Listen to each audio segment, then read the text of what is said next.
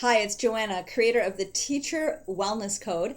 And today I wanted to talk a little bit about what I mean about the toxic culture of burnout in teaching. Generally speaking, people want to pretend that everything is just fine and let's not rock the boat and let's not change the system. Instead, let's just teach teachers how to be mindful and meditate. I'm a longtime meditator. I believe in meditation. I've been doing Vipassana meditation since 2001. That's a lot of years. It's not that I don't think meditation is valuable, but I definitely don't think that it is the only solution that's going to help people, to stop burning out. If you're not dealing with the structures that are problematic, you can meditate till the cows come home. It's not going to change anything. My analogy for why so much how we try to help teachers with this, why it's like completely useless, is my analogy of the house. And so you have this house, and your house has a leaking roof, and there's termites in the walls, and no one's taken the garbage out for who knows how long, and it's getting all stinky. And, I don't know, maybe the floorboards are cracking. And you can be in that house, and you can meditate, you can do yoga.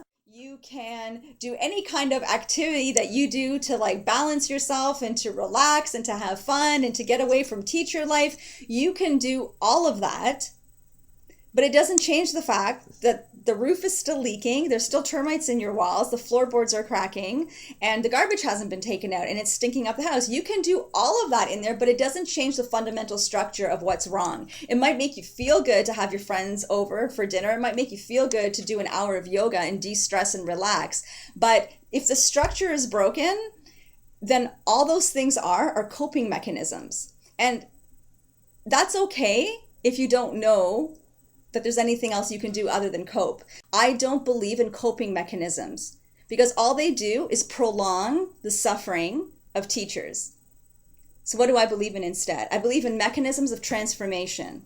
We need to look at the structures of teaching. And I explained, right, that there's political structures, there's professional structures, and there's personal structures. And we need to look at what makes up those structures. What are the beliefs, the concepts, the values, the habits, the patterns? What makes up those structures, and then examine them. Are they healthy? Are they helping us? Are they hindering us? Do they help us be well, or do they help us to be the opposite of well?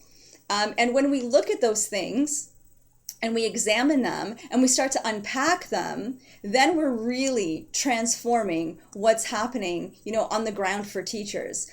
Teachers are the most resilient people I have ever met.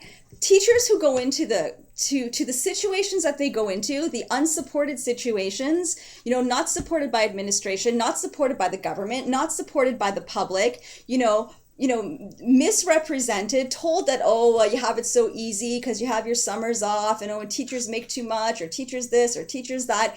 And the fact that teachers go into the classroom and teach well and do their job well and care for the kids and do their best day after day after day, and they're, kind of on a path of burnout, but they still keep showing up, that is resilience. Teachers are the most resilient people I have ever met. Teachers do not need lessons in how to be resilient.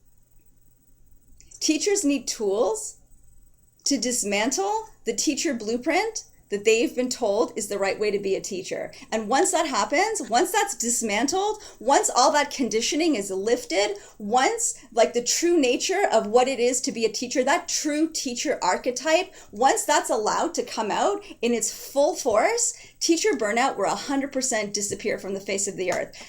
And I mean that, and I'm not exaggerating. You cannot have teacher burnout in the face of the full force of the positive archetype of what it means to be a teacher.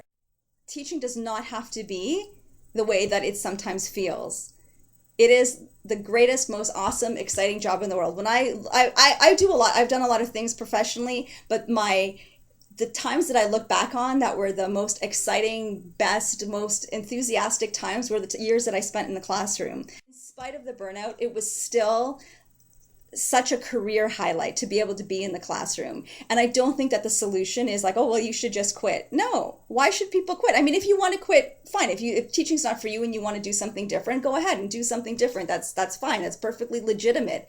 But telling someone to quit is not necessarily the solution. It's like, let's work with the culture of teaching and transform it so it becomes a place that is honoring of well-being for teachers, for students, for administrators, for everybody who is in those buildings.